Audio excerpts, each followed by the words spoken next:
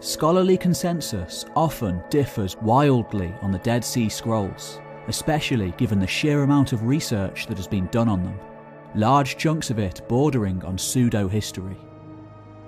Yet practically all scholars do agree on one thing, backed up by chronology and later by archaeological evidence, that the scrolls were hidden away during the first Jewish revolt against Rome, a vicious conflict that lasted from 66 until 70 AD, and ended with the complete razing of Jerusalem and the Jewish temple.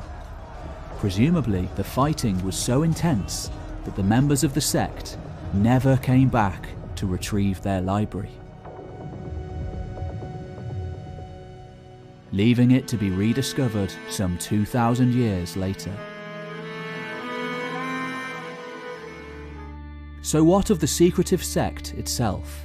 The writings of the Sons of Light have captivated the world ever since they were first discovered, sparking literally thousands of books being written as to who they were, and most importantly for many, what they mean for Christianity.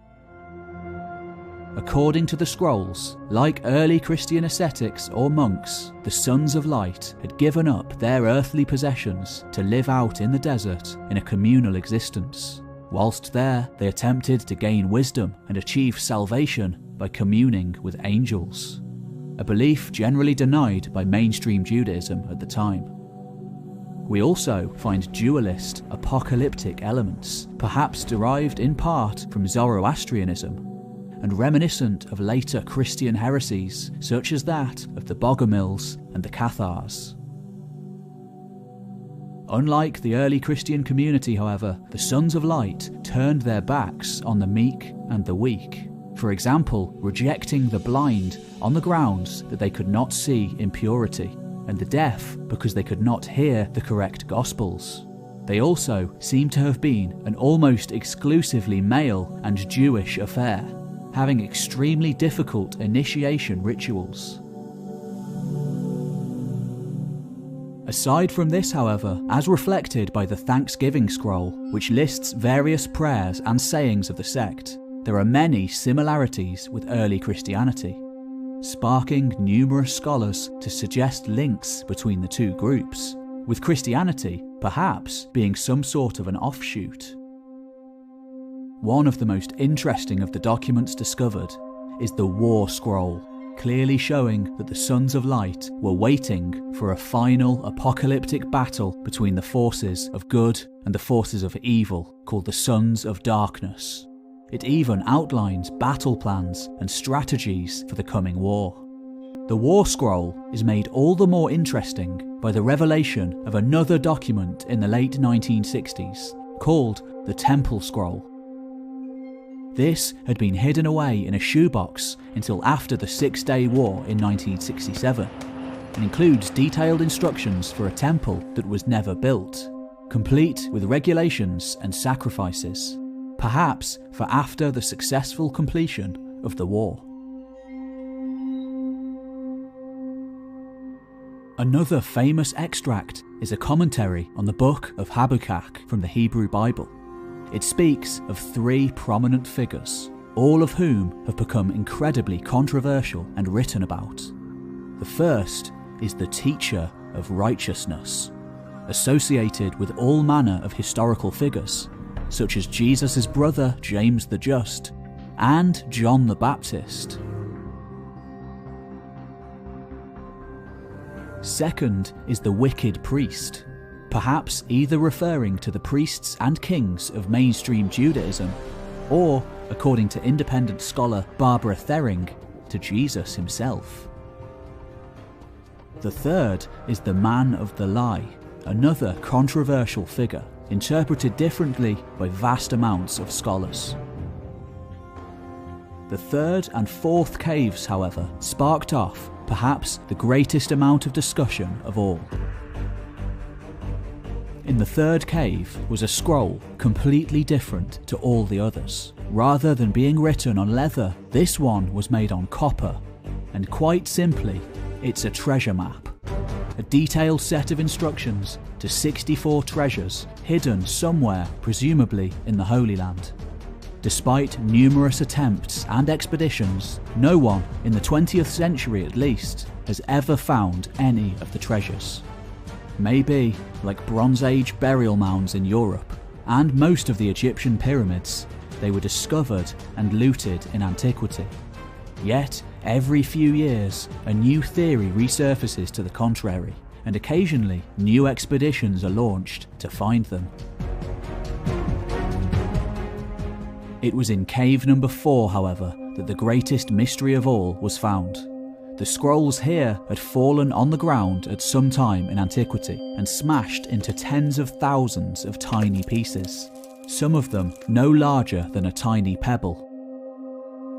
Over the next 40 years, the scrolls of Cave 4 were worked on by an elite group of mostly Catholic scholars, with no one else even being allowed to see them. Of course, this created all manner of conspiracy theories about Vatican cover-ups, and sparked a huge amount of hostility from other scholars. Especially when a story was leaked that one translation talked of the leader of the Sons of Light being crucified, suggesting a definitive link with Jesus, though this eventually turned out to have been false. Finally, by the 1980s, one professor and his graduate students were entrusted with index cards that they'd been given, known as a compendium, copies of which had been given out only to trusted scholars. This professor and his students went on to write a computer program which matched the cards up and reconstructed the original contents of the fragments. Though it's not a perfect system and can be fairly subjective, it's said to have around a 90% accuracy rate. At the same time, secret photographs of the scrolls were left anonymously on one scholar's doorstep, and left at Huntington Museum Library in California. In 1991, these were officially released to the public, meaning anyone could access microfilm copies of them, which you can still do online today. As soon as this happened, coupled with new techniques such as infrared scanning, which allowed scholars to gain new insights, the floodgates opened. Along with a new resurgence in quality Dead Sea Scrolls scholarship, all sorts of pseudo-history appeared. Some of the strangest of these ideas include Jesus the Man by Barbara Thering, one of the premises being that Jesus didn't in fact die on the cross, but married Mary Magdalene and lived happily ever after. Also in 1992, Carsten Thiede came up with the idea that there were actually New Testament scrolls amongst the others, though again, this isn't accepted by the vast majority of scholars. In order to fully understand the story of the scrolls, we must understand the context of the age in which they were made. We must go back to the very beginning.